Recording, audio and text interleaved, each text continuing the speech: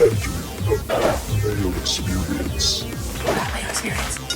Mayo Experience. Mayo Experience. Experience.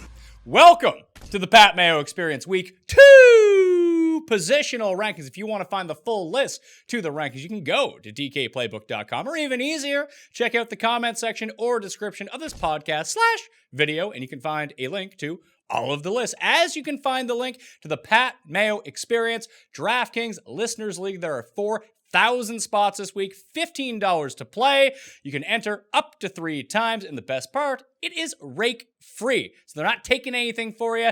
Everything is in the prize pool, over $60,000 guaranteed to the viewers of this show. $5,000 for first prize. Very flat payout structure. I recommend everyone go play it, because if we don't fill it, they're going to make it smaller. And who wants to make it smaller? We only want to make it bigger, because it's rake free money. It's legit the best tournament on DraftKings. Bang for your buck. So everyone go compete in that. I put in 3 entries, and I'm awful, so you can just take all my money. I'm dead money. It's better than rake free at this point. Also, if you want to get into a draw for 20 DK dollars, 2 ways to do so. Number 1, smash the like button for this episode. Leave your DraftKings handle in the comment section. And for PPR rankings in week 2, where are you ranking Antonio Brown? Jake and I will get into this a little bit later on, but I got no idea. So I want to hear from you. Where are you ranking Antonio Brown in the week 2 PPR wide receiver rankings? The other way to do so, iTunes review, Stitcher review, Castbox review, wherever you listen to the audio podcast. Rate the Pat Mayo Experience 5 stars after you subscribe. Leave your DraftKings handle in the comments or in the review and just say something nice about the show. Also, last year we had the push for 10 million listens and downloads for the Pat Mayo Experience towards the end of the year. We're already past 10 million for 2019. We're trying to get to 15 million. The combo, the 15-20 or the 15-10 double-double. 15 million audio downloads, 10 million video hits. I think we can do this. So even if you see shows that you don't even really like for me, just download them and delete them. I want credit for that download anyway. We'll game the system with your help and get to 15 million downloads by the end of the year. Enough of me. Jake Ciely from The Athletic is on the line. His rankings come out at midnight on Tuesday, or I guess Wednesday morning, whatever it might be. If you're up late and you have a subscription to The Athletic, you can find Jake's rankings. Your waiver wire is already out though too, isn't it? Yeah, that's midnight, or I guess 12:01, whatever it might be. It's midnight East Coast on Monday night, which the rankings are midnight East Coast on Tuesday, and then the matchup rankings are East Coast Wednesday at midnight. The only thing I want to do before we get into the rankings, I do my live show Monday mornings at 9:30 a.m. Eastern Time with Steve Buchanan, my main man Buchanan, waiver wire recap and all that stuff. My waiver wire column is always being updated as more news surfaces, because we don't have all the information Monday morning at 9:30 a.m. Eastern Time. So it does look like Joe Mixon, as of right now, is probably going to play. And all of a sudden, Darius Geis pops up the knee injury that's going to cost him a few weeks. So I moved up Chris Thompson to number 1 in my running back portion of the waiver wire pickups. Is that how you'd have it, Jake? Not well. It kind of depends on, obviously, if Joe Mixon's out, that changes the Giovanni Bernard situation. I would, yeah. If Joe Mixon's actually out, yes, Giovanni Bernard would be number 1. But where it doesn't seem like we're going to know by the time waivers come out, I can't advocate just spending all your fab bucks on Gio Bernard for what could be a 1-week plug. No. And I think if it's full point PPR, Chris Thompson's going to be the safer play than Adrian Peterson. I think you got to grab both of them, honestly, because Adrian Peterson is going to be the lead option. But we've seen I even made the joke in my waiver column about it. The fact is, if he gets 20 plus touches, just sit him the next week. We saw that's what happened at this point of his career. So if the safer option, if you're in half or full point PPR, I'd probably be with you. I'd rather just go grab Chris Thompson, because I know I can use him, period. And then even when Geis does come back, maybe if it's only 3 weeks, you still have a flex option. Yeah, I agree. And even if I just look at the running back snap counts, I posted this up on my Instagram page at the PME if you want to go check that. I posted it on Twitter as well, and it's in the waiver wire column. So lots of ways to see the running back snap shares for the week. But if we go to Washington, Chris Thompson played over 60% of the snaps in that game. They were winning for half that game. So he's going to have a role either way, probably like a 35. Let's say theoretically in a world where Washington's actually good and constantly winning, Thompson will play like 35 to 40% of the snaps. But in reality, because they're not good, he'll play like 50 to 60% every single week. And in PPR, he gets those valuable touches. Right, and that's the biggest thing is we don't expect the Redskins or Washington. We don't expect Washington to be up leading the majority, if any, of their games. Their defense is bad enough that it doesn't matter how good the offense is doing, which looked pretty good out of week one. But Case Keenum is going to go back to being Case Keenum, and they're going to switch to Dwayne Haskins at some point anyway. Yeah, Thompson 64% of the snap share in week one against the Eagles in the Skins backfield. We know that Adrian Peterson will not be used as a pass catcher. And frankly, if they're not generating goal line touches, Adrian Peterson's going to be pretty useless, to tell you the truth, in some of these matchups, especially against a tough Dallas squad as well. They'll try to establish early, they'll get down, then Chris Thompson will end up being on the field. At least that's how I read it. But week one, any advice for people out there who want to drop all their good guys who sucked and pick up all these random guys? John Ross is better than Devontae Adams. I mean, he's not. Just remember that, people. Let's just go back to last year. Look at week one. Hey, here's a perfect one, not to pimp the site, but Dave Ganos just put up what we learned from waivers week one of 2018 as a look back to the point of what we talked about on the show last year on waivers and rankings. And then everybody panics and jumps off bridges and OJ Howard, I got to go find a new tight end. Really? Then why did you draft OJ Howard in the top 6 if one bad game was going to change your opinion? I'm not trying to be a smart ass, but the truth is if you were going to change your opinion that quick, then you shouldn't have drafted a tight end one as a tight end one and a running back one as a running to go down the line. If you really wanted to be worried about it, yeah, we talk about 8th, 9th, 10th round picks all the time and role player value and all that type of stuff. But then why did you spend a pick on somebody that would 1 week change your opinion? Let's jump into the rankings. Of course, these are V1 of the rankings. These change periodically throughout the week once we get more information, or Jake makes a really good point and I change my rankings. So just be aware that if you hit the description and find the rankings lists, then all of a sudden you can find the most updated version of these. And I'll make sure to update them at key times. If there's substantial injury, Thursday morning and Thursday evening before the Thursday nighter, again after the injury report on Friday, and then again on Sunday morning to make sure that you're completely up to date with the rankings. And it's funny because I update my rankings so much, Jake. My rankings are terrible, so people shouldn't be listening to them anyway. No. The truth is the rankings going to move the entire week for both of us. You make good points as well. Although I don't know if you saw, but ranking Kelsey, Kittle, and Ertz as the top 3 tight ends was apparently I'm stupid for that last week. Just so you know, just a heads up. Well, I mean, it's a spoiler alert for the tight end portion here. They're the top 3 again this week. What a surprise. Yeah. I can't believe Gronkowski was, you ranked him number 1 for all 16 weeks. Yeah, that never worked out. Yeah, I mean, maybe we should talk about the rankings a little bit. You do it off projections and then kind of gut feel of who's going to be the best for that week. I just try to see it of who would I play over the other guy based on this week. Like, I'm playing Travis Kelce, therefore he's going to be number 1.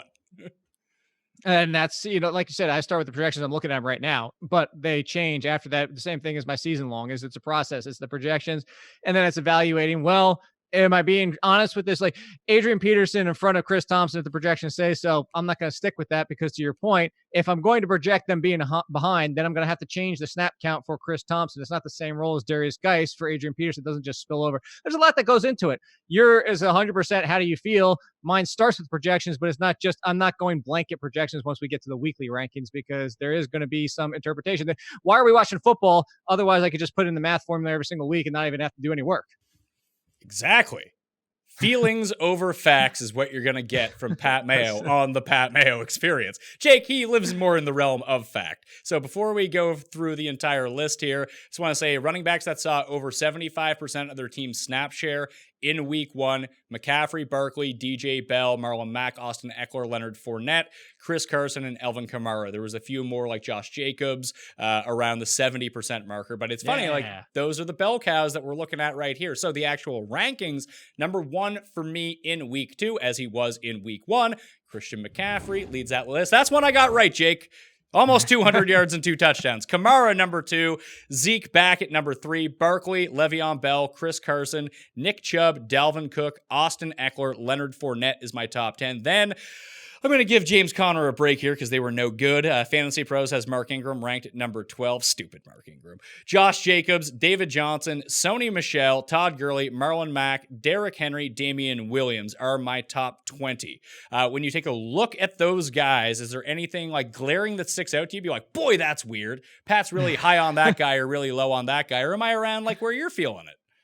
No, so most of them across the board, but it's funny, guess rank Fantasy Pros, that's actually a little aggressive in my opinion from Mark Ingram. And I know they're facing the Cardinals, but is it going to be the same thing? Like my feeling of this game is we're going to see the Ravens up again. And as soon as they got up, and I know it was like 4 scores at that time when it finally happened, it was a hell of your boy, the Gus Bus. He was in there a ton because why are we going to mess around with Mark Ingram?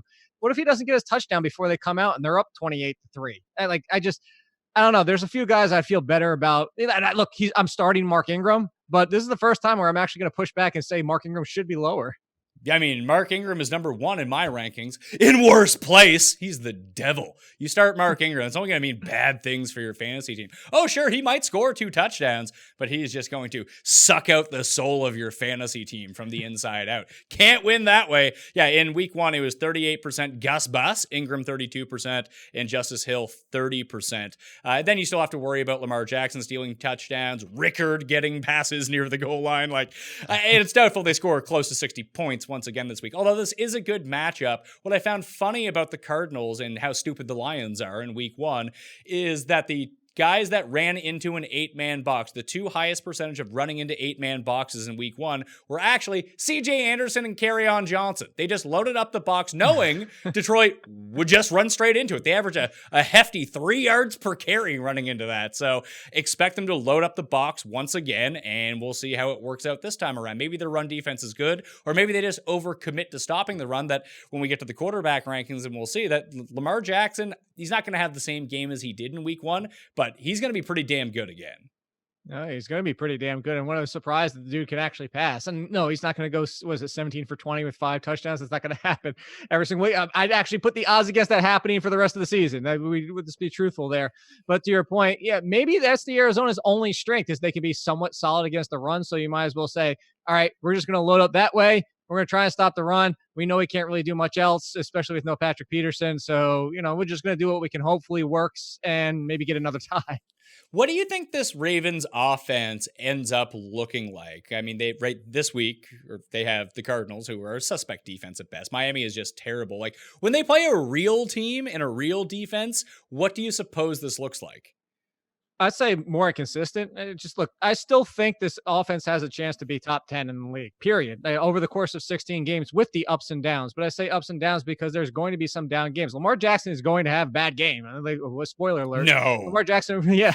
And the thing is, though, this is the learning aspect. It's his first full year starting. Obviously, he started the games last year, but this now is his first full year where the playbook is being designed and has been designed around him. He has Marquise Brown. He has Miles Boykin. We've talked about them ad nauseum this offseason.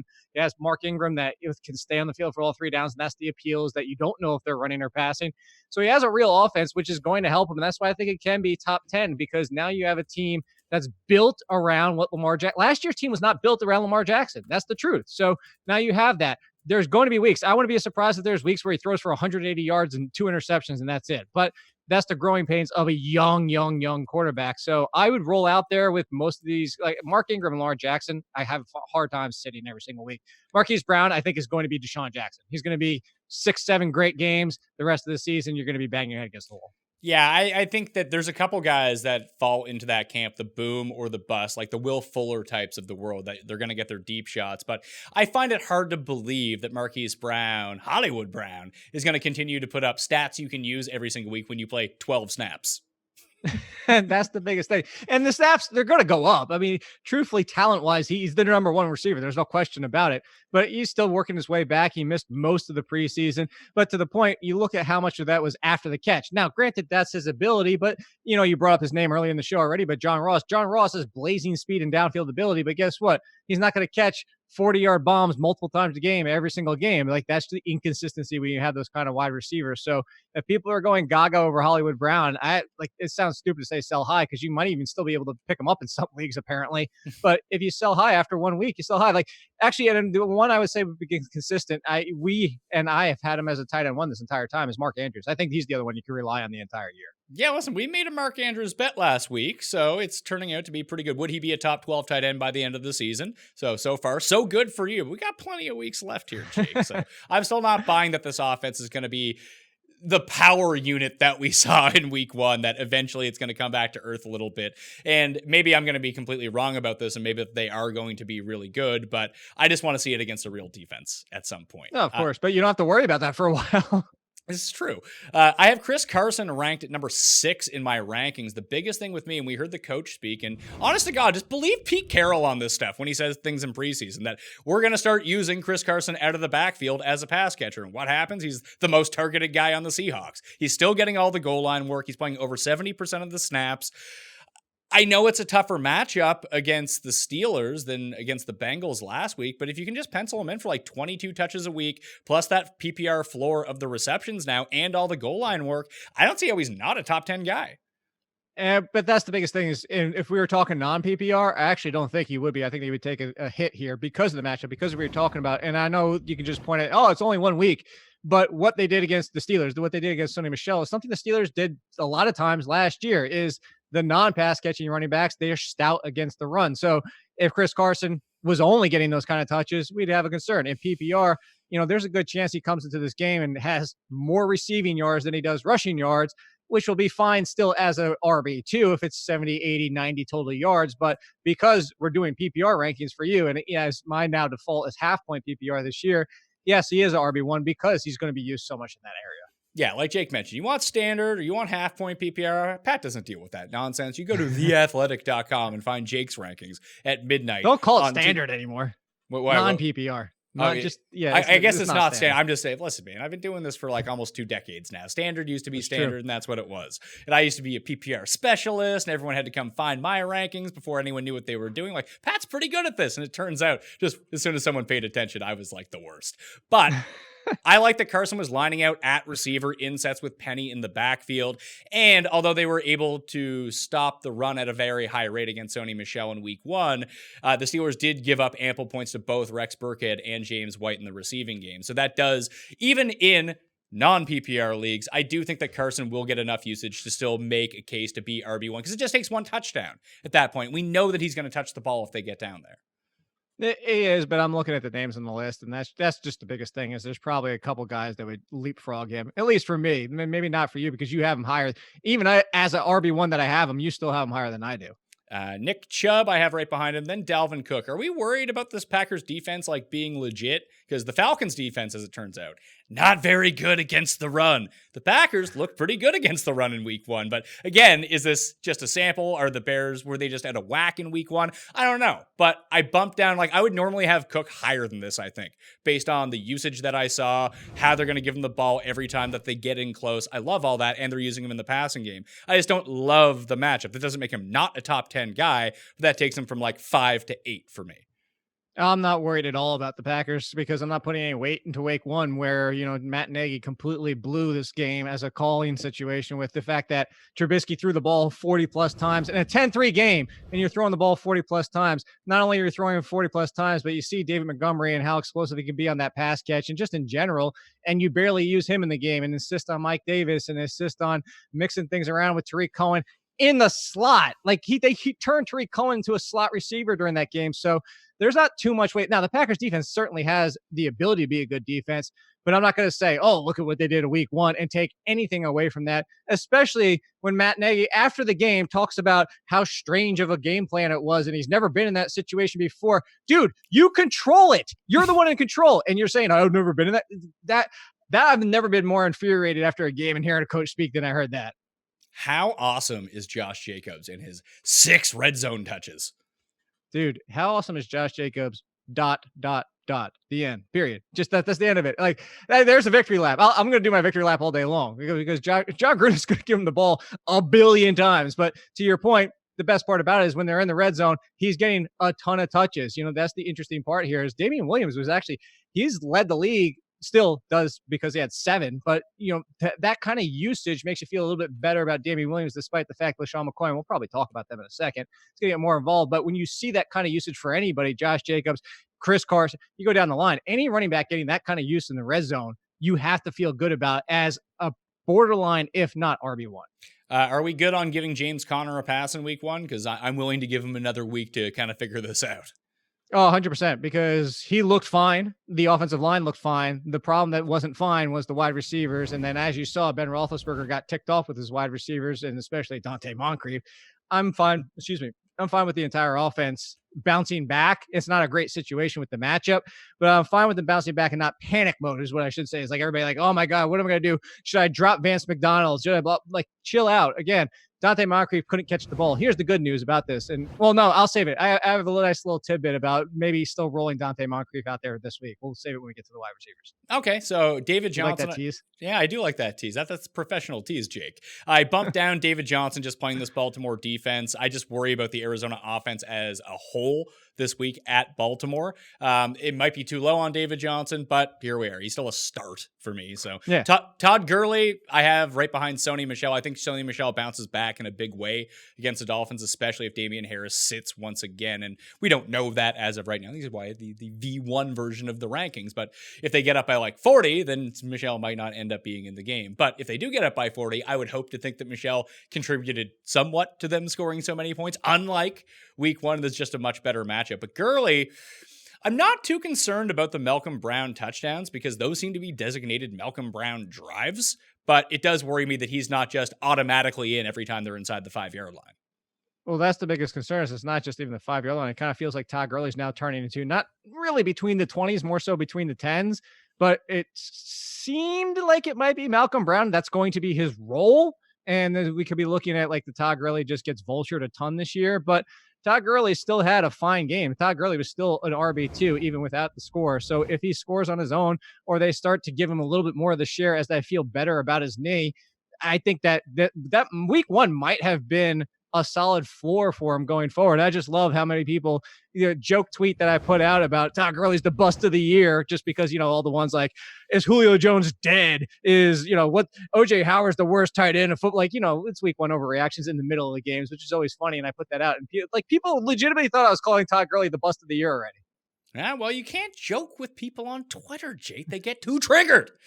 That is true. That is 100% true. Despite the fact I put like the face palm emoji and that smirky face. Yeah, see, I mean, I don't know how to decipher emojis. Emojis mean different things to different people. Oh, can you pimp your new podcast?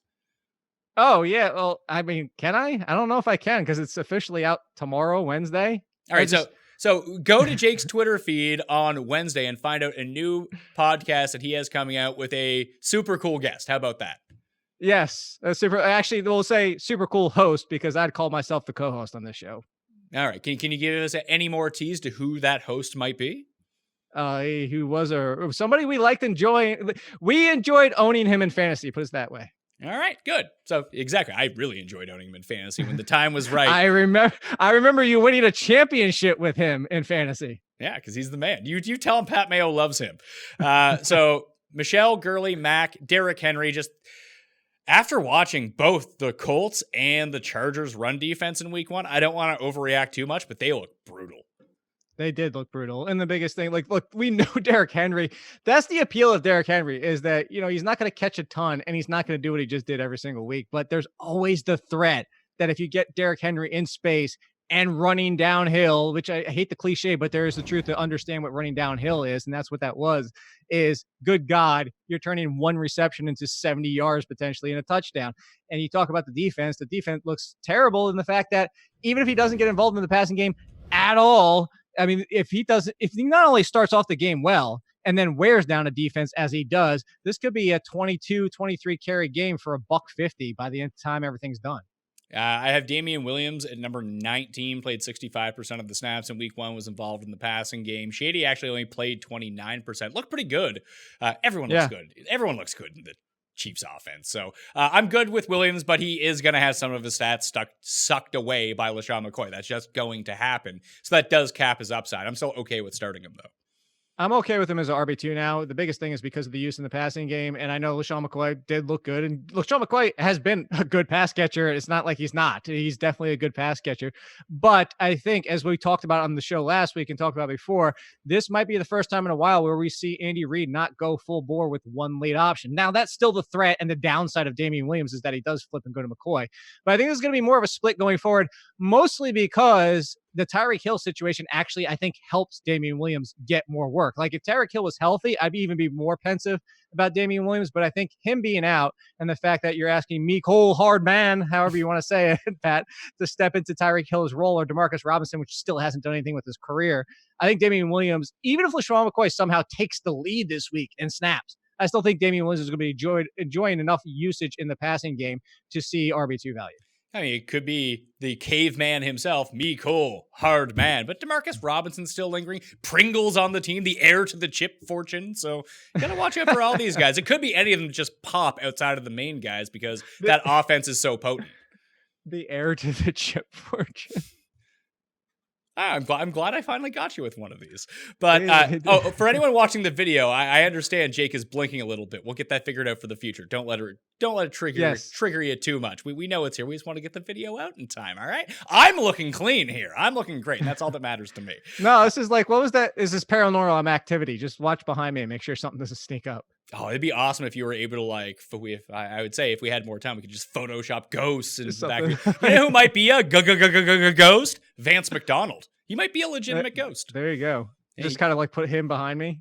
Yeah, he can't accrue stats. So, I mean, maybe the ball just goes through his hands because no one can see him. It's awful news for him. Duke Johnson, I have at number 20, played 63% of the snaps Monday night against the Saints. That was a game they were leading for most of it. Carlos Hyde looked spry, which kind of stunned me, but Duke Johnson is the more valuable fantasy asset. I don't think he gets the goal line work always, or even maybe 50% of the time, but he's going to be involved enough in the passing game that I think that he's an adequate start here. Even better if Kiki sits again.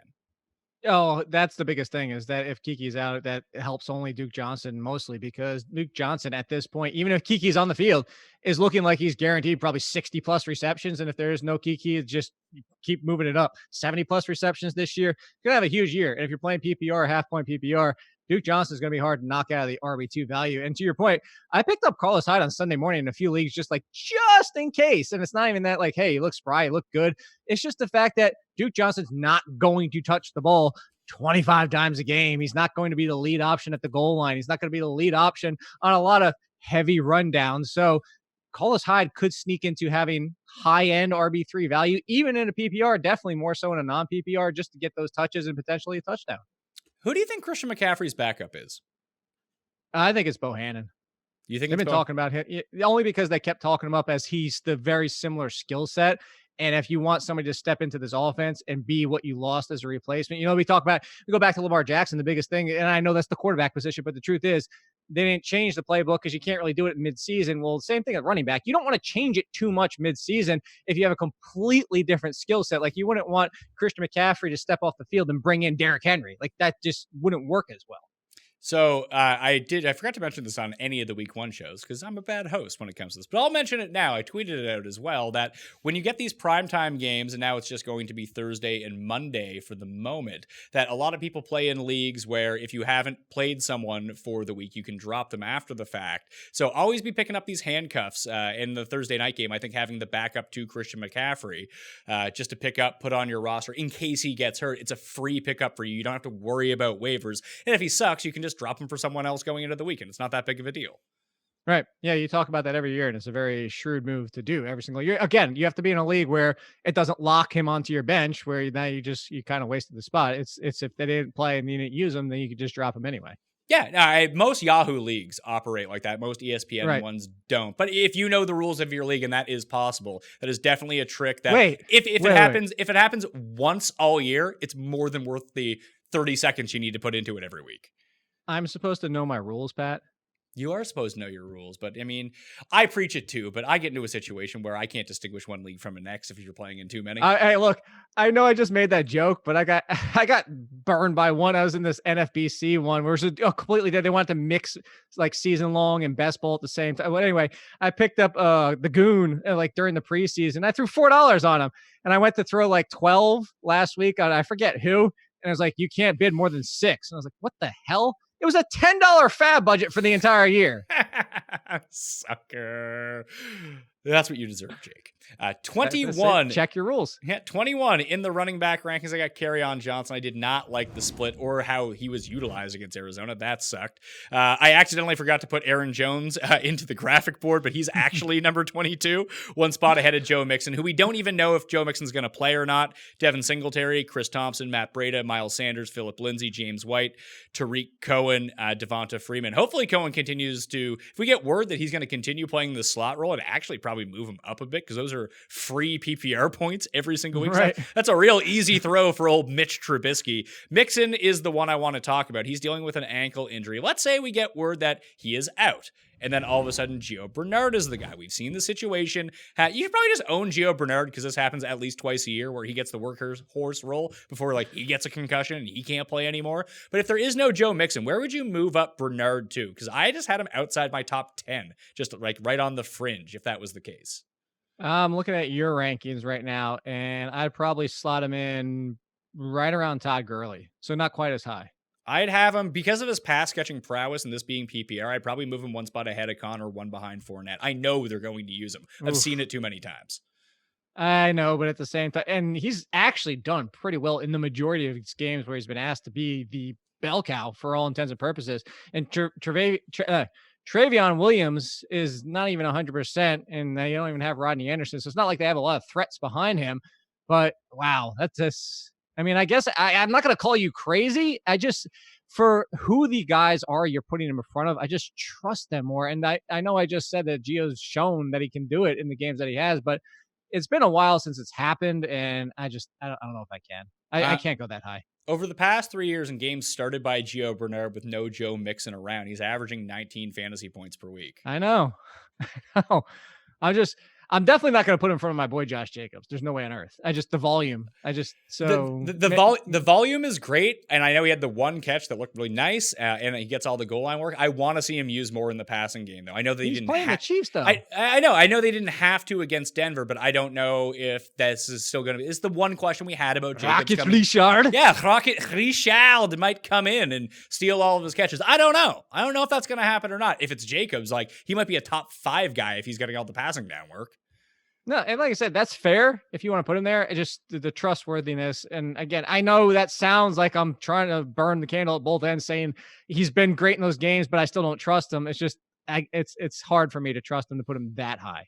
Should I have Matt Breida inside my top 30? Because we know that Tevin Coleman is now out. Breida looked garbage in week 1, but hey, a lot of people look bad in week 1. It happens. Or is Raheem Mostert going to be enough of a thorn in his side that it takes away from both of them?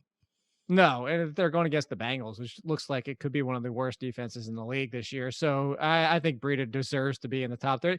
He wasn't that bad in week 1. The entire 49ers team, that game as a whole, holy crap fest of what disappointment that was. I can't believe like what was let down just across the board. But, Bruce Arians couldn't fix Jameis Winston. The 49ers had nothing going. What Garoppolo throw for 161 or 171, somewhere around there?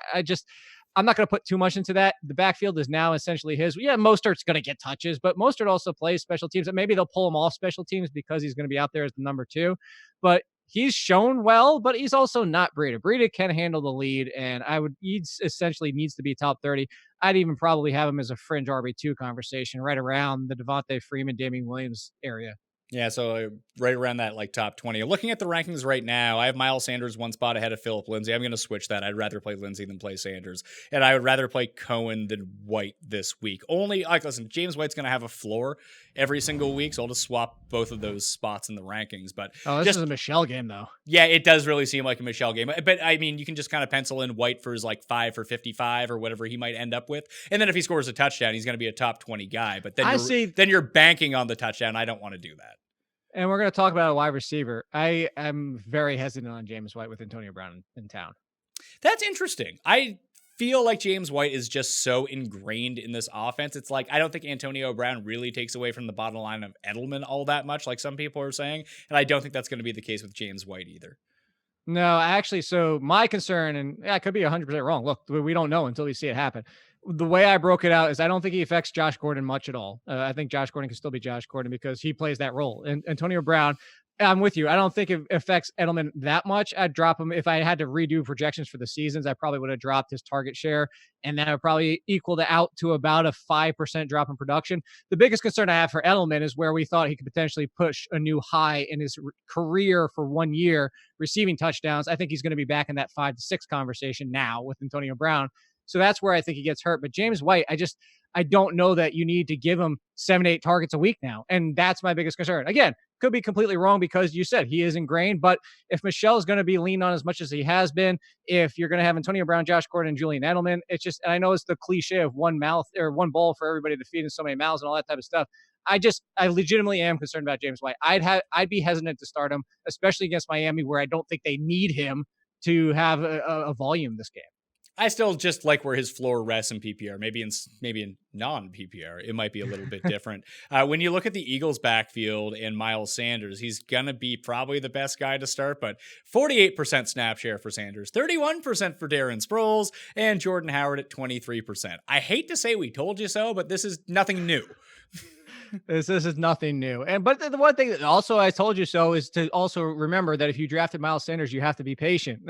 I still think Jordan Howard gets phased out a little bit more. He's not going to completely go away because it is Doug Peterson. But I think by week 3 or 4, Miles Sanders will be getting enough, close to that 60%, which rarely happens on this team, but close to the 60% share where you feel confident Sanders is an RB2 every single week with the upside of the RB1. But this is the Falcons, and the Falcons continue even this year for the past how many seasons now being miserable against pass catching running backs. This might be a Darren Sproles game. This might be Darren Sproles popping off and all of a sudden being like a top 20 play this week.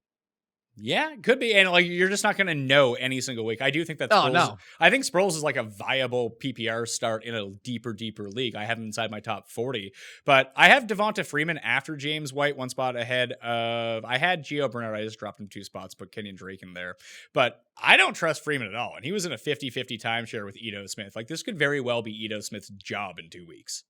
Devonta Freeman didn't look that good. So the biggest thing we kept saying about Devonta Freeman is he just has to be healthy. But this is also a poor matchup. So I'd already have hesitancies about a lot of running backs facing the Eagles defense. And on top of that, looking at the situation of what we saw week 1, that he didn't look good. And then you just brought up Ito Smith was on the field a lot. I don't know if that's just because they don't want to expose Devonta Freeman too much, but no matter what the case might be, even if it was 60-40, if it's 60-40, most running backs against the Eagles, I'm going to be hesitant.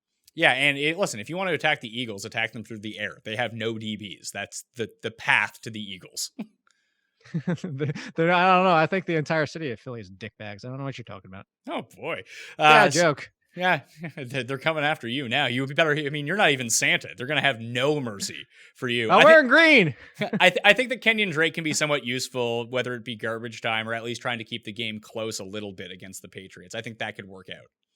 Yeah, and I think that the whole Kalen Ballage excitement went out the window immediately. I'm not going to get excited about anybody on this team. I know that Albert Wilson got hurt, and we're going to talk about the receivers in general, but this is kind of what we talked about in the preseason. Why are we getting so excited for what could conceivably and probably is the worst team in the league that could easily go 0-16 and never score more than 25 points in any week? Well, they're all talking points because they're all available to pick up. Because nobody wants them. Exactly. So the other ones, like, I have David Montgomery 1 spot behind Adrian Peterson. That might be a wild overreaction, but if this is going to essentially look like the Philly backfield, then I want to wait and see with Montgomery until it happens. Like, I don't want to get stuck into a position where I have 3 points in my lineup again because they're not using him. And he's facing Denver in Denver. So this is what we kind of talked about last week not last week. Oh, because I didn't talk about it with you because this was after the ranking show. It was on the podcast after the Thursday show is the disappointment, or Thursday game, I should say. The disappointment opens it up to buy low on David Montgomery. But if you're smart, you wait the extra week because in Denver is not really a place to rebound, especially if we have to see if Matt Nagy gets his head out of New York, where. Although, again, he was criticizing himself being the one that made that situation happen in the first place. So I think that he's smart enough. I'm hoping he's smart enough to realize what he has in David Montgomery and all the offseason talk about David Montgomery and the fact that Jordan Howard had 270 touches last year and you like him more than Jordan Howard. So this should be his backfield. But again, that was such a crap fest of a week 1 game that I don't know what to expect. And I don't want to try and bounce back in Denver. Yeah, and it doesn't seem like even if he does have a good game, we do know that there are 3 running backs there, that it's not, I don't feel like the upside, at least for this week in a tougher matchup, is worth it for me just to jam him in with blind faith that it's all going to work out. Maybe it does work out and you have that blind faith and you get rewarded for it. But again, there are a few players that, like with a wait and see situation. Montgomery is one of them. Are you telling me you don't want to smash him in your lineup? I don't know. Would you start any of the Bucks running backs? Because if there's one you would start, it'd be your boy, the Goon. No, it would be pretty much nobody, but at this point, Ronald Jones. But the snap count wasn't even that high. It's just Ronald Jones. What did I joke about? I don't know, saying like, oh, look at me, I made the joke. But I told you that. Like, even if Peyton Barber wins the job, we still all lose because he's Peyton Barber. Like, that was the worst case scenario, is that Ronald Jones looked terrible. The Goon started being a thing. And then Peyton Barber wins the job. And we're like, all right, I guess we got to draft Peyton Barber. And then Peyton Barber is just Peyton Barber. And he gets outplayed by Ronald Jones, which everybody jumped off the bandwagon, including myself, because I didn't think he was going to get any snaps. He's looked terrible. In fairness to that Tampa Bay backfield, as soon as they got down in the game, the Goon was the one playing all the time. And it's like, it's like the lesser version. It's like the less good version of the Philly backfield, because at least Philly like scores points. But the Goon played 39% of the snaps. Peyton Barber played 36% of the snaps, and Ronald Jones played 31% of the snaps. Those are just 3 untrustworthy players. No, 100%. And it's in Carolina, which isn't a great situation on top of it. Maybe they get down and that's where the Goon becomes a play. Let's not forget the whole thing about Gumawali. He's a rookie. He's been around the league. He's been bounced around. It's not like all of a sudden it's like, oh, look at this talent that nobody was talking about. He's been on teams before. So it's not like he's this diamond in the rough. Maybe he gets a situation here with the third down work, but if Ronald Jones, I actually think the best case scenario for him is if Ronald Jones does make Peyton Barber irrelevant, because if he does, Ronald Jones is still such a poor pass blocker and such a deficiency in the passing game that the Goon could actually turn this into a 60-40, 55-45 split. And then in that case, you're actually going to want him more than this. I mean, kind of turns into like a James White. He might get 6-7 targets a week. Any other running backs we haven't discussed that you think deserve special mention? I have no problem.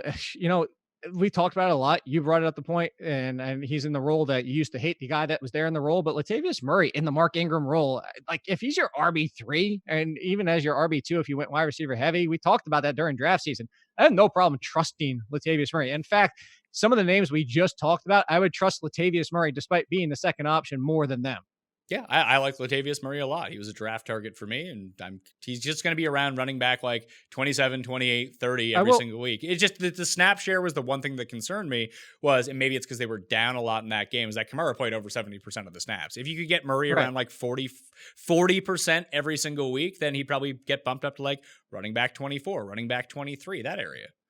So I don't want to put him in my lineups, especially in seasonal. But, if you're desperate, if Joe Mixon ends up being out for you and you're already thin at running back, whatever the point might be, or even a DraftKings lineup, Nyheim Hines might come into some value because Devin Funchess is out, because it is Paris Campbell, a rookie who the whole conversation was Paris Campbell might make Nyheim Hines irrelevant because he wins the slot role.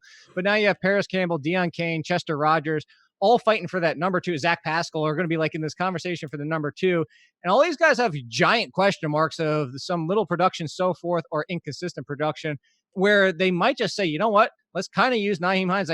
Feel like we keep talking about James White, but let's kind of use him in that role and keep Brissett in a flow. And he really only has to use T.Y. Hilton in the tight ends. And we don't have to concern ourselves too much with some unproven wide receiver being his answer. Let's switch over to wide receiver number 1 in the rankings, because he good, even though he dropped a pass on Monday night. DeAndre Hopkins looks like he's going to turn out to be a pretty good pick. He sits atop the wide receiver rankings. Michael Thomas, Julio Jones against that Eagles defense we just talked about. Beckham, Devontae Adams, Juju, Sammy Watkins, no Tyreek Hill. There's Sammy Watkins.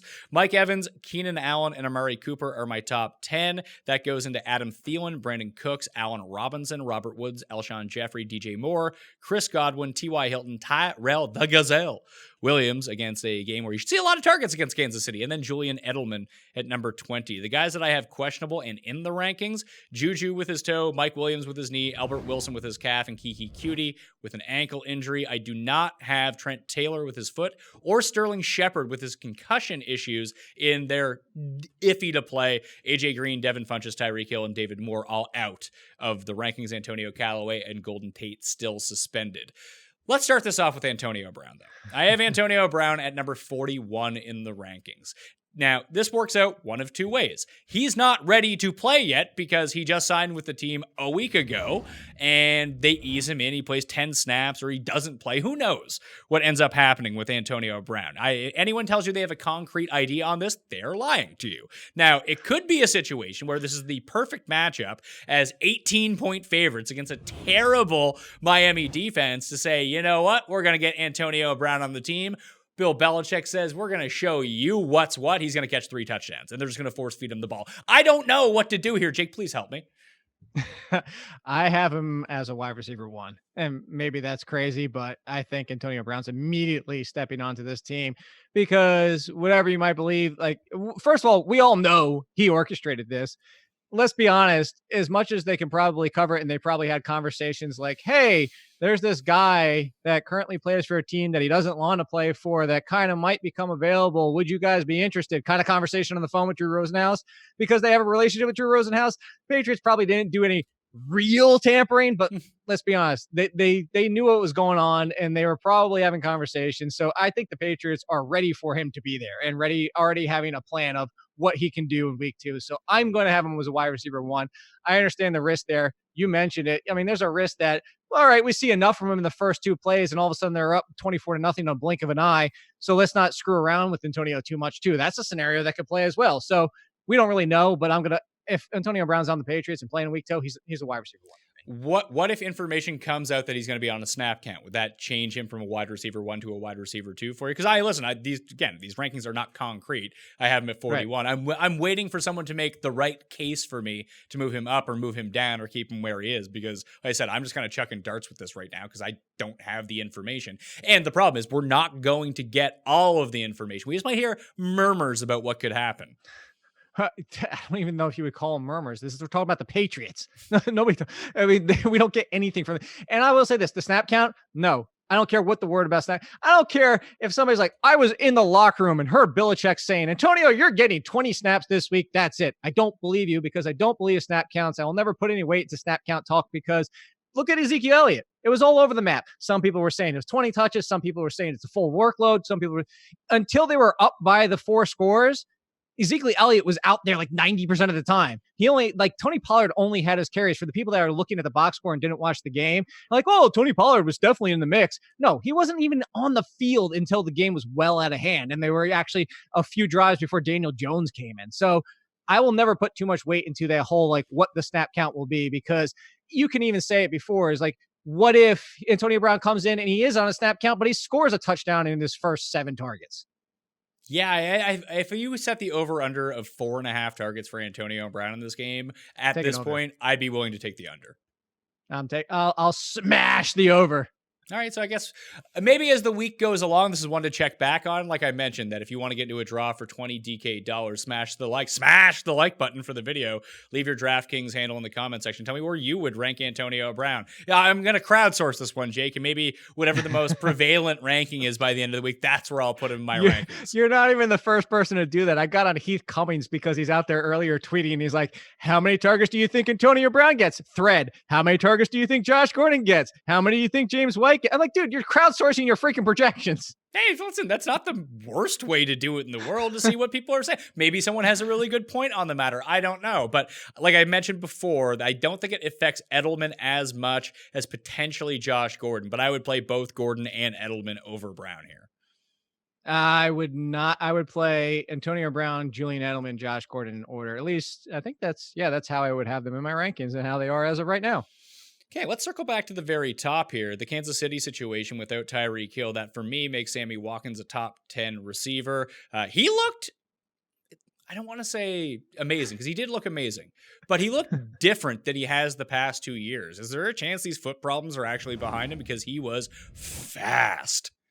I don't think he looked different, honestly. I know what you're saying. I think that this the Sammy Watkins we always knew and hoped for and remember could be. Let's remember that draft class. And Sammy Watkins, some people were making the conversation and case for Sammy Watkins being the best receiver in that draft. So Sammy Watkins has always had the talent and always projected as an amazing talent and was lost in time with Buffalo, as remember. But it's been the injuries and it's been the fact that he's come back from injuries during the season that he's had in the season, the injury that being what I'm talking about.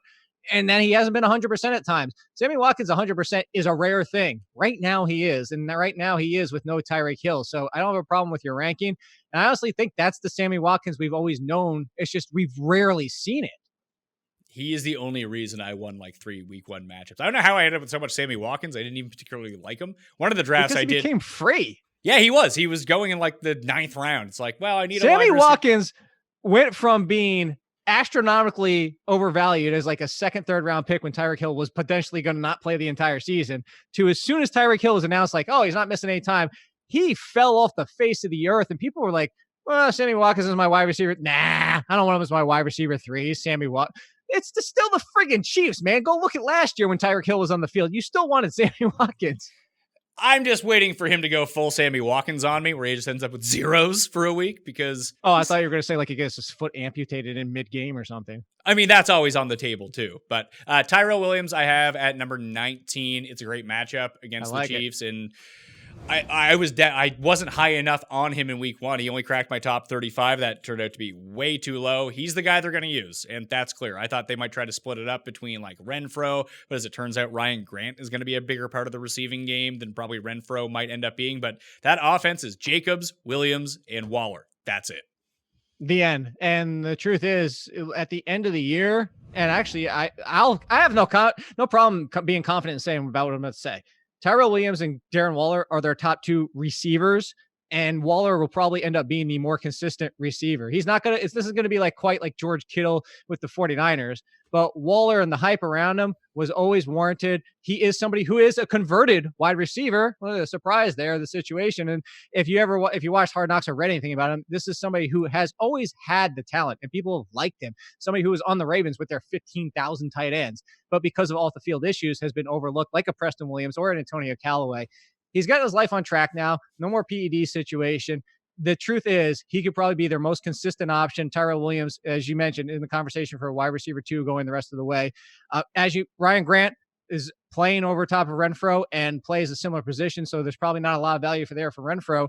And then JJ Nelson was like, forget about it. It was actually, was the one that used to play for the Giants, Dwayne Harris. So I don't think there's anybody after those 2. And then Josh Jacobs obviously out of the backfield. I think those are the only 2 that we care about is Tyrell and Darren Waller. Yeah, sometimes when you're dealing, unlike the Miami situation where you're dealing with a bad offense and there's like 38 guys that you could potentially play, at least in this Oakland offense, it's narrowed down. That's actually a good thing for fantasy. The market share is going to go between 3 guys. That's perfectly fine with me. That means you can use guys from a lesser offense. Do you remember 2016? Yeah, Crabtree and Cooper accounted for over like 60% of the market share. They were both top 15 wide receivers with Derek Carr. So we'll see. Is Tyrell Williams someone that you can basically do what my old roommate used to do in college?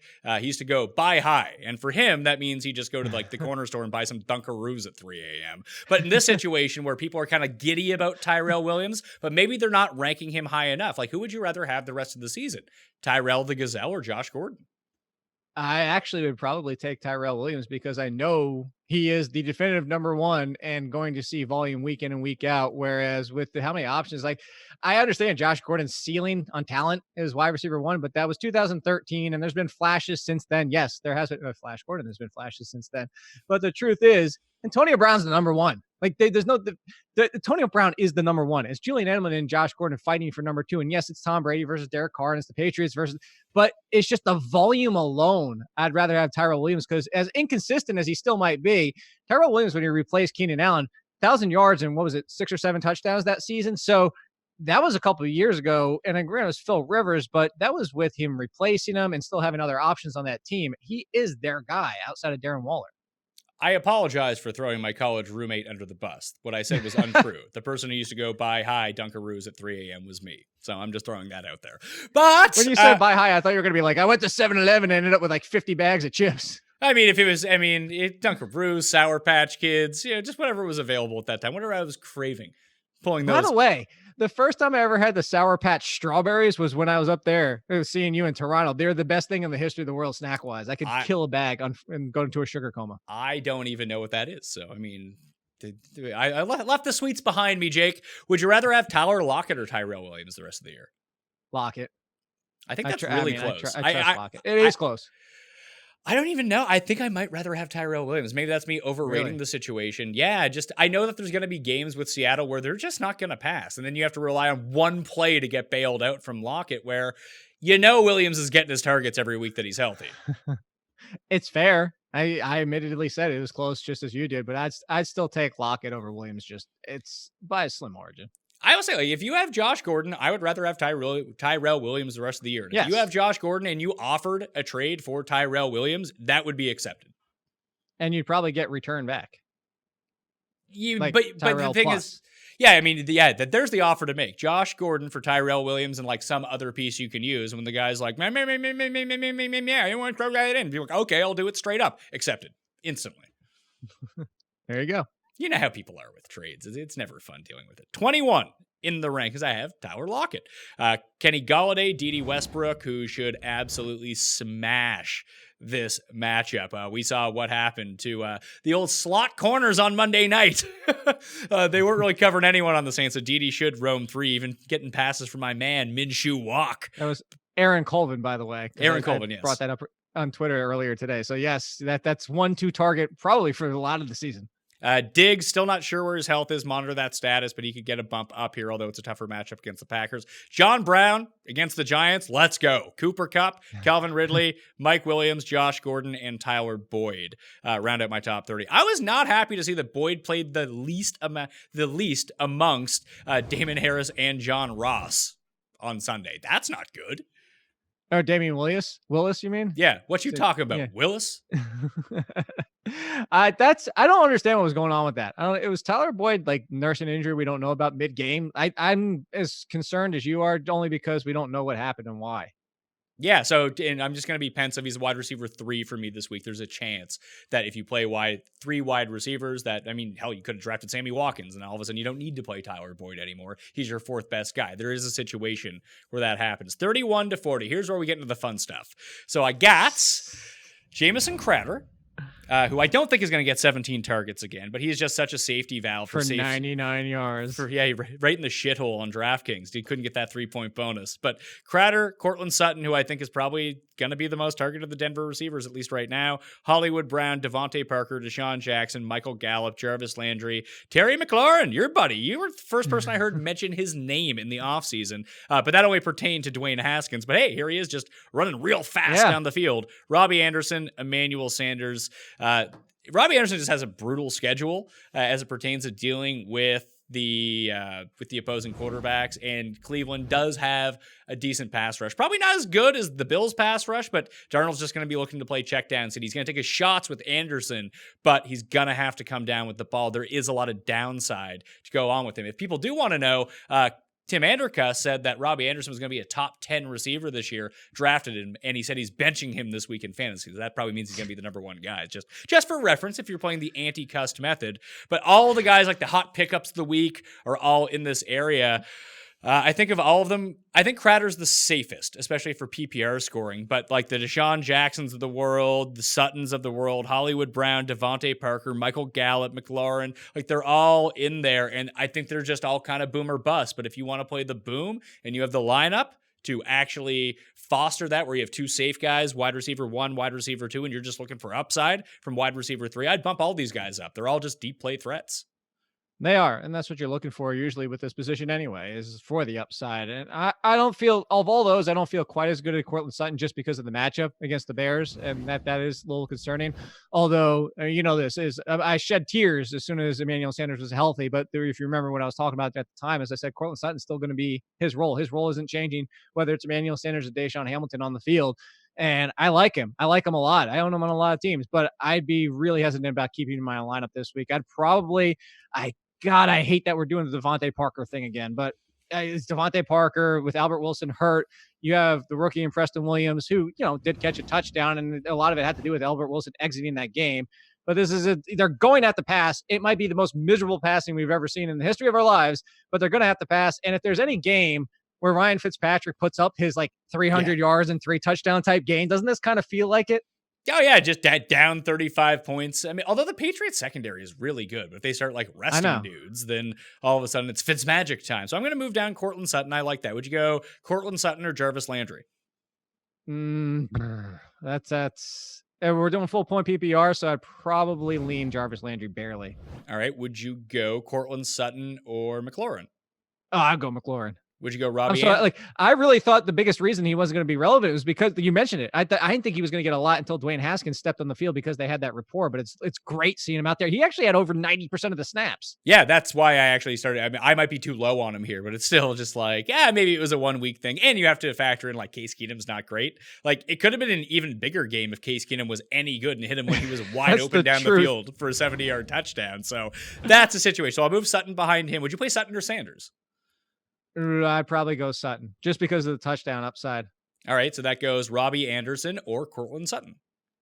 To Cortland Sutton still. All right, so that's where he's going to go. I'm just going to drop him 5 spots in the rankings. To your point, I'm legitimately concerned.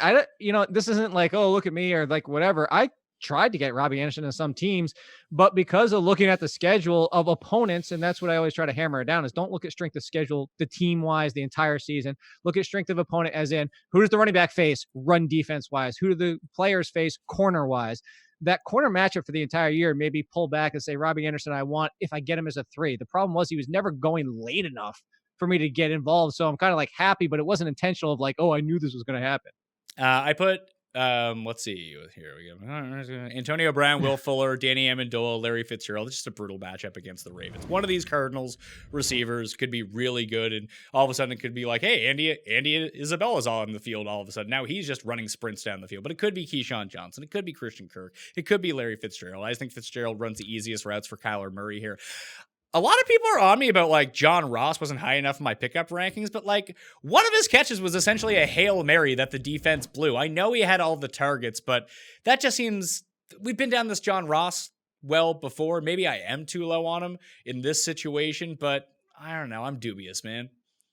I don't blame you because we've been burned before, but that's the biggest thing. Like I actually have John Ross right around Deshaun Jackson, and I think that's the perfect comparison. Deshaun Jackson could easily disappoint. 1 catch, 17 yards, 2 catches for 30, and just be like, well, that's one of the Deshaun Jackson.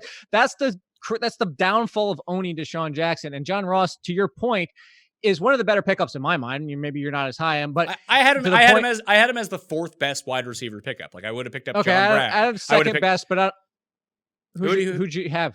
I had Hollywood Brown, John Brown. Oh, see, I had them. So I do this section where I tried to told you. And it's like basically like guys. Oh yeah, and the I told you, and of course it's not just like, hey, look what I said was right. I mean, you just lean into it, Jake. Lean in, go full heel on us, Jake. No, the reason I put it in there is I even explained it in the first waiver column of the year. The reason I have the I tried to tell you, and it is a joke. I put an emoji in there to understand this joke. It's like I do write-ups. You don't. And if I did what you did, I would still put Marquise Brown there. And I would still put John Brown and Cole Beasley and Jamison Crowder and Michael Gallup there because they weren't 60% owned. But the reason why is because you don't do write-ups. I do. I don't want to write the same sentences every single week. So that's why I say I try to tell you, like I've told you, if you didn't want to pick them up at this point, you didn't want to pick them up. So that's why. That's just kind of, but so mine actually, after all those guys, I go John Ross, then Devontae Parker and Preston Williams, and then Terry McLaurin, which I still might, as to your point, be too low. And I'm the one that loves the guy. But to your point, Marquise Brown, John Brown, Cole Beasley, Jamison Crowder, Michael Gallup, all of those guys before John Ross. Cole Beasley is actually in a nice spot here against the Giants this week. We just saw Randall Cobb kind of torch them. And I feel like they're very similar type players. So he's just going to have a base of like 5 catches for 50 yards every week. And in certain weeks, that's going to spike a little bit more depending on how Josh Allen is feeling, more than likely. It is. But with John Ross, the other thing too is I think this 49ers pass defense I underrated it, full stop. That I think it's pretty good. So I underrated as well. And it's not even like so much the pass defense, it's the pass rush. And I think that's the biggest concern that you have to have, especially when you're talking about a team that has questions on the offensive line and somebody who at this point, especially never really was that mobile to begin with, but somebody who can take sacks and take hits and not get rid of the ball the quickest of all times. So and John Ross, who relies on big plays, it's a real factor in there where you got to understand it's Deshaun Jackson, probably like a fringe wide receiver 3-4 range. And if you want to go for the upside, you go for the upside. If not, there's a safer play. You never even got to the name. And that's understandable after how terrible the team looked.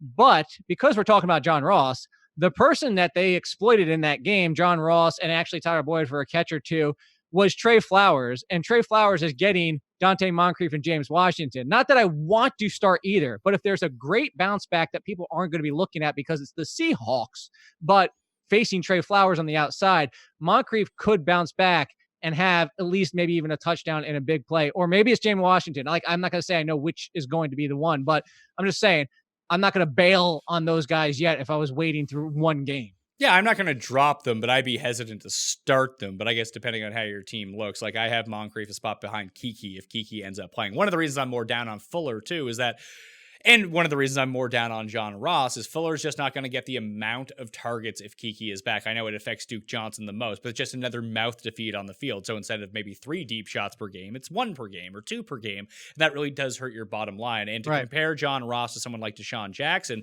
the one big thing that we're not talking about here is that one has Carson Wentz throwing the ball, the other one has Andy Dalton. That's fair. That's true. But I mean, the other two that I'm bringing up has Ben Roethlisberger. So I mean, I would lean on Ben Roethlisberger before I leaned on Andy Dalton. That's for sure. Do you want? I didn't even mention. I tweeted out. Do you want the line that Trey Flowers gave up last week? 13 targets, 10 receptions, 170 yards, and 2 touchdowns. That's pretty good. 1 touchdown. That's quality work from Automatic Flowers. Like it wasn't even automatic at giving up touchdowns. Well, and that's the thing. That's why I brought it up, because it was just the 1 touchdown, and it wasn't like it was the one big play to John Ross. It was 10 of the 13 targets for 170 yards. Would you go Scantling, Allison, or do better? Would try to do better, but I'm still holding on to Marquez Valdez-Scantling if I can. The biggest thing, there's one where it looks like at least through 1 week I was completely wrong in Geronimo Allison. I thought there was at least a chance he might be the second best option. He was left out completely. No, it was the Bears and the entire offense. Both those offenses looked miserable. Aaron Rodgers looked like he needed preseason at this point, but I'm not dropping Geronimo Allison if I can avoid it. But if you told me Geronimo Allison or John Ross, I'd make that swap. Yeah, I would take John Ross in that situation as well. And then eventually AJ Green's going to come back, and then we have to figure this all out again. I just assume that hurts Willis more than anything. But you're not going to see John Ross 13 targets if AJ Green is healthy and on the field. He just won't get that sort of volume because they're going to pass the guy that's really good. So that's something to watch out for long term with John Ross as a pickup. Who is it I want to talk about here? If Sterling Shepard is out, I know the Bills' defense is really good, but like Latimer was the one who was on the field and getting looks. That's the only one. I mean, honestly, there was already a chance, and he kind of looked at the first week, is that Evan Ingram, their best receiver. This talked about it earlier with the Raiders. This is a situation which it looks like it might be the 49ers situation where the tight end is the best receiver on the team. And I would just go Evan Ingram, which isn't even, again, it's not that great of a play because it's the Bills. It would go Corey Latimer. After that, maybe Russell Shepard. They kind of have a thing for Russell Shepard, but I just don't know that we even know what the snap count is going to be. It might be Benny Fowler. Hell, it might be Cody Core, who they picked up from the team we were just talking about and has been on this team and playing some special teams. I don't really know. I don't want to start any of them. I think you have to be pretty desperate if you even start Latimer. Yeah, like people are big on like AJ Brown, but a lot of that was Yak, and the Titans aren't going to put up 42 points again. Like, he could be fine, but that's just going to be, he's the lesser version of the guys that we just talked about. He's going to be the boom or bust, but more consistently bust than boom. And I'm still not ready to bail on him. And I even said this on my podcast over at The Athletic, is that Corey Davis might be turning into Devontae Parker. He might be the new Devontae Parker, but I'm not cutting Corey Davis after 1 week despite going 0 for 3. I'm not going to be cutting him either, but I'm not playing him this week for sure. No, I would definitely avoid it if possible. Although I have to in my home league, my 3 receivers last week. This is what I'm dealing with now. I went from looking like, oh, this is great, to I had Tyreek Hill, Stephon Diggs, and Corey Davis. That's kind of gross. I took him as my wide receiver 3 in one league, in the charity league that I play in. And I ended up winning, which was nice because I think I have Sammy Watkins. No, I don't. I have, my receivers are Michael Thomas, Dede Westbrook, and Corey Davis. And I left Jamison Crowder on the bench. And I was just like, I guess I can just swap those guys in and out. It's full point PPR. That works good enough for me. Yeah, I would probably have done the same thing. Yeah. Sucks, but here's the situation that we're in. DK Metcalf, I think he's going to be kind of boom or bust as well. The last 2 I wanted to talk about. The caveman himself, Cole. Hard man. I just don't know whether to trust this guy or not. No, you definitely can't trust him. But the good news is what we talked about this offseason is that he is not a clone yet because he's not the route runner that Tyreek Hill is. But if you're asking somebody to step into the Tyreek Hill role, it is hard man and not Demarcus Robinson. Demarcus Robinson, his biggest appeal has always been the size, strength, and speed combination, the 3 S's that people always want at wide receiver. But How many times have we done that with wide receivers in the past that have never come through? Demarcus Robinson's had his opportunities and hasn't come through. Now, maybe it finally happens now, but if I'm rolling the dice, I'd actually rather roll the dice on Hardman, who, again, presents the situation where he's a very similar role player to Tyreek Hill. Role player, not as in he's a role. You understand what I'm saying? Yeah, I'm going to bump Hardman up from 50 to 46, put him one spot ahead of Deebo Samuel. I was encouraged in this 49ers offense, not that the offense looked any good outside of Kittle, but Samuel was the one who played the second most snaps. Dante Pettis saw the field twice all game. Is he like legit hurt, or do they legit not like him like they didn't 3 weeks ago? I think it's legit. Who the hell knows? But this is why I didn't like, this is why I didn't like the 49ers offense. And the one that I was going on, I'm still not even that excited. I don't have him starting in any of my leagues last week. And I still wouldn't start him this week was Deebo Samuel because I thought he was the best route runner. And that was the one situation we could trust. But Trent Taylor might be coming back. And all we heard all season was Trent Taylor's been practicing with Wes Welker, Jimmy Garoppolo and Trent Taylor have a connection, blah, blah, blah. It might end up being Trent Taylor, at least as of right now. You can't start Dante Pettis. They won't tell it. I mean, Shanahan is one of the ones who does lie the most. I mean, he even lies with his organization, like when he releases the depth chart, like he even lies about that. So who knows what he's planning when it comes to Dante Pettis. If it is, he was serious about earning the role and he doesn't like him anymore, or if he is still not 100%, who the hell knows? But it's not Marquise Goodwin. You can't trust that because he's the poor man's Deshaun Jackson. This offense still isn't clicking. Garoppolo still doesn't look good. I mentioned Deebo Samuel. I mean, Kendrick Bourne involved, and you're not trusting Richie James. There's nobody on this team that I want to start out of Breida and Kittle. Those are the only two. And even Breida, I still think is a high-end flex, low-end two, for me at least. But let's talk about quarterbacks. We'll speed through quarterbacks, tight ends, and defenses, as always, because we always go on too long. Number 1, Patrick Mahomes. Number 1, at Oakland, Lamar Jackson. Number 2, Carson Wentz, Tom Brady, Deshaun Watson, Josh Allen, Jake Prescott, Dak Prescott, Matt Ryan, Cam Newton, Ben Roethlisberger. That's going to go into Russ Wilson, Drew Brees, Jameis Winston, Aaron Rodgers, Matthew Stafford, Derek Carr, Mitch Trubisky, Phillip Rivers, Jared Goff, and Jacoby Brissett. I decided to swing for the fences here with my quarterback rankings this week. Jake, I have Josh Allen as my top stream. I think that he's sort of like the poor man's Dak. I don't know if he'll be utilized in the same way against the Giants, but I wish I had Dak Prescott ranked higher against the Giants last week. And I think that Josh Allen just has a field day in the Meadowlands.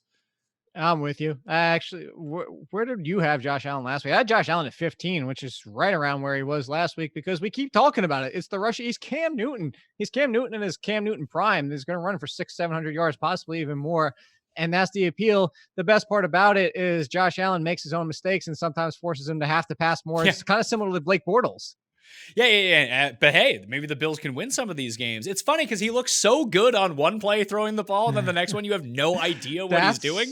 It's just Josh Allen. It's really intriguing to watch because he draws back. You're like, what's going to happen here? But he's calling his own number near the goal line. That is so valuable. He's going to have that base of a touchdown for rushing yards. He turned the ball over 4 times last week and scored 20 fantasy points.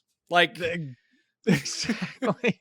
That's the upside of Josh Allen. That's what's so great about him. So I'm with you. If I can root for Josh Allen just for the fun of it, I hate the guy as a prospect. I haven't changed my stance on that. But when it comes to fantasy, that's the one fun thing about fantasy is I can like more people than I do regularly.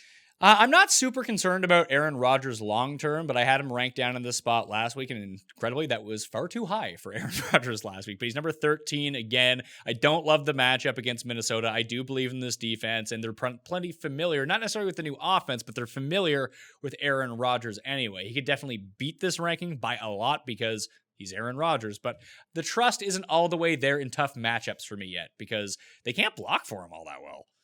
No, they can't. And like I said, Aaron Rodgers, this entire offense, this entire team, not looked rusty, just looked discombobulated would probably be the better word for it. It's just they had no traction going on. It just didn't look right. And whether that's hey, we didn't play preseason, but there's a lot of players that didn't play in the preseason that looked just fine. The person you were alluding to before that I do the show with, we talked about said game, and he said, I'll quote him. He's the one that said, did Tom Brady play in the preseason? And I mean, Tom Brady looked fine in week 1. So, I mean, I don't know how much we can put on it, but your hesitancy is not without reason. What do we do with Jameis, man? I'm going to bite the bullet. I have him at number 12. I'd start him over Aaron Rodgers this week, and I'm just waiting for my funeral music to start playing. Just cue the Undertaker's music. It'd be like, Paul Bearer should be behind me. Pat, what are you doing? It's not good stuff. I'm gonna one worship here is my initial projections have him at, and this is one of the ones where I'm like, I'm gonna have to go back and dig deep into this one because I'm looking at it right now. My initial projections have him at 8, one spot in front of Aaron Rodgers, and I'm just like, oh my god, I don't know if I can do that. Yeah, I'm gonna do it. I like the matchup. I mean, a lot I can better. give you my initial line for him is 291 passing yards, 1.8 passing touchdowns, and 1.2 interceptions, the highest of all interceptions outside of Josh Allen. So, I mean, it's not like I think it's going to be amazing, but it is against the Saints. And yes, the Saints defense can definitely pick it up at any time, but it's one of those ones where, like, look at the game that we just had. I mean, if we're assuming Jameis Winston shows off as Jameis Winston at any point, hopefully it's just week one, just a tough game. Yeah, Tampa Bay at Carolina this week on Thursday nights, and I wasn't super impressed with the Carolina defense. That's what I meant. Yeah. So I think that he can just pile up some numbers through attrition here. If he doesn't have a good week here, maybe like 10 days after that, I'll be back on Jameis anyway because I'm a sucker. But like, I think that you can't trust him. We just saw that you can't trust him. But Jameis has bad games. This happens every year. Like, he was benched twice last year, and then he'd come out and be the best fantasy quarterback. So don't overreact too much to that situation. For me as well, I'm looking at Matt Stafford. I think that he's going to be a good stream. I don't love it, but if you're in a pinch, you could use him. Are you really in a pinch in week 2? You shouldn't be, but who knows? Maybe like you're someone who overreacts to everything. You're like, oh, Matt Stafford's so good. Let's use him. You're going to bench Baker Mayfield for Matthew Stafford? This week, yeah. Really? Yeah. I'm worried about Baker's wrist. I'm worried about Baker's wrist. Okay. Injury. Okay. But I think that's a legitimate concern on your throwing wrist. That could have some ramifications. You're throwing. Oh, I thought wrist. I thought you said you're throwing risk. I was like, well, I mean, it then becomes a little bit risky. Would you play Minshew walk potentially against the Texans? No. The truth is also a lot of times when the quarterbacks come in mid game, it's similar to for everybody. I know as soon as I say these words, people are going to be like, and stop listening. But the truth is, it's similar to baseball when you have the pitcher come in from the minor leagues that they've never seen before. You don't always immediately adjust. Obviously, the quarterback can be his own problem and come in the middle of the game and look terrible. But a lot of times, because you have no book, if they can run the same offense at all, which Minshew can because he's a similar quarterback, the difference is Lamar Jackson was running an offense that wasn't built for Lamar Jackson style. Is I'm not putting too much weight into the fact that Minshew looked good in that game is what I'm getting at. All right. So is there any quarterback that I should have higher or lower, at least from your initial thoughts on it? Not really. I think especially this early in the year, I mean, this is the one position I'm not going to get too cute at. All right. Like, I think you have Matthew Stafford too high, but that's another. Tight ends, it's very similar to last week. Tight end's going to remain the same unless like injuries happen. Some of the movers and shakers got themselves You up. have Kittle, Kelsey, and Ertz at the top 3? I do. Jordan Reed, I don't have in. Will Disley. Walt Disley, I don't have in. And Matt Lacoste, the Lacostitute, are all out of the rankings. Trey Burton is in. Greg Olsen is in. But keep an eye. Burton's dealing with a lower body issue, and Greg Olsen's dealing with a back issue, and he plays Thursday night. Not that you want to play those guys anyway. I'm just saying that they're dealing with injuries. Kelsey, Kittle, Ertz, Ingram. Lock that in. Those are the top 4 right now. Walker, Jared Cook. That's from Fantasy Pros because I would never play Jared Cook. Oh, great matchup against the Texans. He sucked, of course. OJ Howard. So great. You saw the tweets that somebody sent to us, right? Can you just let me read the rankings? Sorry. OJ Howard, Hunter Henry, Darren Waller, TJ Hawkinson. I was dead wrong about Hawkinson, at least through 1 week. I did not think that a rookie tight end would come out and have the 3rd best game a rookie tight end has ever had, but it does look like that, he's running over 70% of snaps in this offense. They're using him. He's really crushed Marvin Jones's value. I really feel like him plus the addition of Danny Amendola, at least for 1 week, left Marvin Jones on the outside looking in. Don't forget that Marv was dealing with a knee injury all throughout the preseason, so maybe he's not 100%. I think that if you're out there, you pick up Hawkinson first as the tight end because the upside is higher, but that week-to-week floor of Waller, not knowing projecting forward, I think is a little bit better, at least for this week. If you're playing for 200 yards, Hawkinson's your guy. You're playing for 14 PPR points, and Waller's your guy, so I'm going to go with Waller. Yeah, I'm still going with Waller. I'm still going with Mark Andrews before we get to Hawkinson, but no, I'm with you. I was wrong. Well, I know you don't like Mark Andrews, but I was wrong on Hawkinson as well. I think I had him at tight end 22, 3, 4, somewhere around there last week. The biggest concern was because I felt like at best he was the fourth option, including Marvin Jones. The fact is, it's Kenny Galladay, Marvin Jones, and Danny Amendola, and we saw how much Matthew Stafford threw to Amendola. Is that I didn't think Hawkinson was going to get the target share to sustain the value, no matter how much he was on the field. Like, I brought up to you the comparison to Vance McDonald is like, despite seeing fewer snaps, Vance, when he's on the field, is going to be out running routes almost all the time. And that was the biggest concern. Now, Hawkinson was a lot more involved. I'm not going to go crazy. I think where you have him is a good spot. I'd probably have him just outside of the top 10, mostly because I still am concerned if, one, they're not going into overtime and have as many attempts as they do. Two, not facing the Arizona Cardinals every single week. And three, I think it could be inconsistency of when Marvin Jones is healthy. It might be Marvin Jones one week, Hawkinson the next week, and back and forth and back and forth and back and forth. And the consistent options are Galladay and Amendola. Yeah, I'm completely with you on that. Like this, but we're dealing with tight end, so I'm going to shoot for some upside here. At 11 in the tight end rankings, David Njoku is there. He was still utilized quite a bit in this Browns offense, but I do worry about Baker a little bit here, and he could be the odd man out.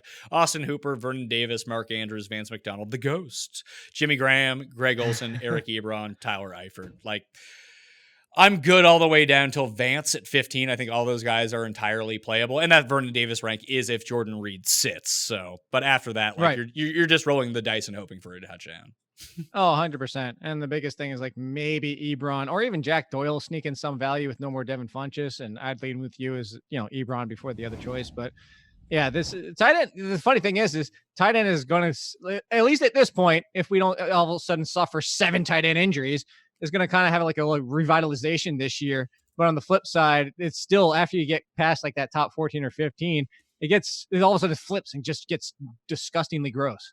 Yeah, Nick Vannett, I guess, if Will Disley is actually out, is potentially something to look at. Like Disley played 51% of the snaps on Sunday against Cincinnati. Vannett played 45%. We know Russell Wilson does have somewhat of an affinity to throw to tight ends. Remember that last year when he loved throwing to tight ends? If Vannett is the only guy out there, and that's a desperation move, maybe like a low-end DraftKings play, or if you play in like a 16-team league, you need to stream someone. That would just be like an outlier play for me that he's just going to be on the field. Does anybody get like a bonus giveaway if they know what you're referencing, the show that we did last year where that happened? No, but you can just tweet at Gary and he can figure it out. Seattle Seahawks tight ends are not a thing.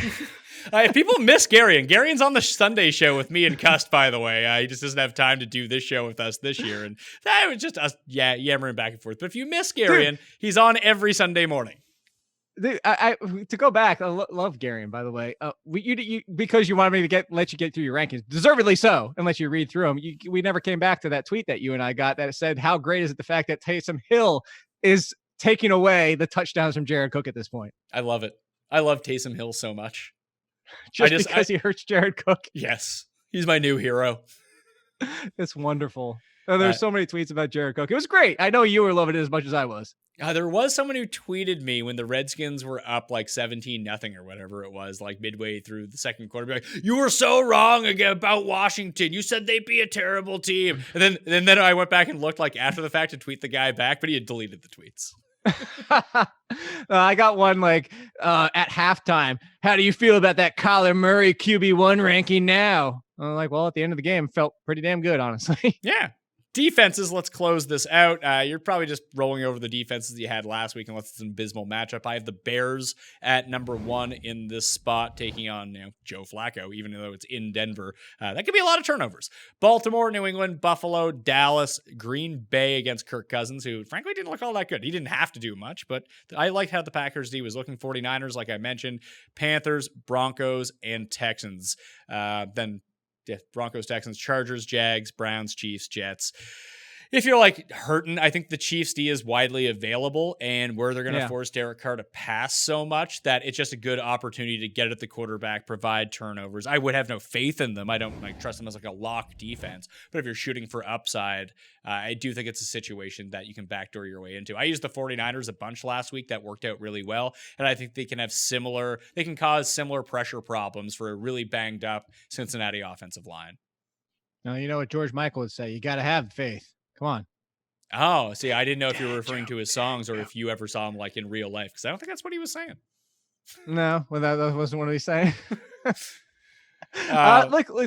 the one I'm surprised you kind of went right past it because it's such a good matchup. I'm surprised that the Bills defense wasn't 60% owned on Yahoo. I know. So was I. I was absolutely floored by it. I think that's easily. What do you Oh, have them? 4? Yeah, top yeah. 5 play this week. I do mine with ESPN ownerships, by the way, not Yahoo. Oh, when did you switch? I always did them by ESPN ownerships. Really? I find that page easier to find than on Yahoo, so I use ESPN. No, because Yahoo, you have to be in a league. Like I actually specifically created, same thing for baseball. I created a league that I don't even play in. I only have my team in it just so I can go look at the freaking free agents. See, that's pretty smart. Yeah, any outlier defenses, you think? Like Pittsburgh could be sneaky against Seattle because, it's a new year. Russell Wilson's still taking sacks. No, I'd say the only sneaky one, because I was going to mention the Chiefs, although I feel a little less confident after seeing them click that being the Raiders. And again, I'm not going to put too much weight into one game, but it is the Chiefs' vulnerable defense. I think the Titans, I don't think the people gave the Titans defense enough respect for what happened in week 1. Everybody's just like, oh, everything went wrong with the Browns. But the Titans defense was very respectable last year and does have plenty of players on that defense that can cause problems, especially in the secondary. If you're talking about Jacoby Brissett with no Devin Funchess, not that it's a huge drop-off, but it's still only T.Y. Hilton and Marlon Mack. And you're talking about an opportunity here where you could potentially get a turnover or two, or just have another game like they just did where you force them to passing and all of a sudden things start to go haywire. They're sneaky. I'm not saying I want the Titans defense. I just think that's one of the ones that I would consider sneaky.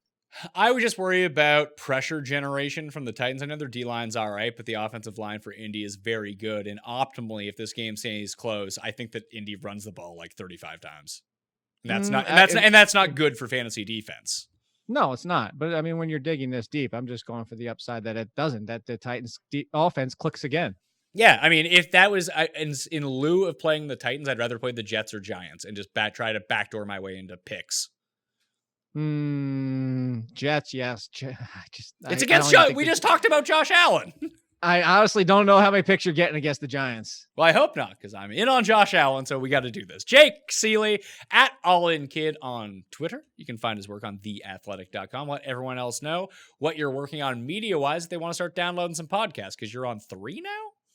I am on 3 now. Yeah, one is twice a week. Well, wait, 3, 1, 2, 3, 4, including my own, because it's I'm trying to think of the names. I can't think of the names. The Throwback, that's with Chris Meany and Brad Ziegler. The Ranking Show, which is similar to this. They go the athletic version with Brandon Funston. And then I have the show that with the player that we were talking about before that's coming out, I think tomorrow. I think it's coming out tomorrow. And then I have All in Sports as my own. So now it's 4. It's too many. Can we say that he's a former tag team champion? Seriously? Is he? I don't know. I don't know if I'm thinking of the right guy or not, is the thing. I don't know if he is or not, but that's kind of, we'll pump the brakes right there. Okay, perfect. So you can follow me at the PME Twitter, Instagram, and Facebook. All my rankings are in the description underneath the list. If you see list, that is the list of the rankings. If you want to check in after the fact, they'll be updated periodically throughout the week at all the major moments. If you want to get into a draw for $20 DK, smash the like button, leave your DraftKings handle. Tell me where you would rank Antonio Brown for PPR purposes as a wide receiver for week 2. Also, as a giveaway, audio version out there to get us to 15 million downloads for the year. Download everything twice or whatever. And even the shows you don't want, you don't need to listen to them. Just download them, please. Although if you're listening to this, I do appreciate. Leave a 5-star review, DraftKings handle, something nice about the show, and you too will be in a draw for $20 DK. Winners announced live 9:30 a.m. Eastern time every Monday on the Waiver Wire and Recap Show. Thank you for watching. Good luck in week 2. I'm Pat Mayo, and I'll see you next time. Pat Mayo Experience! Experience!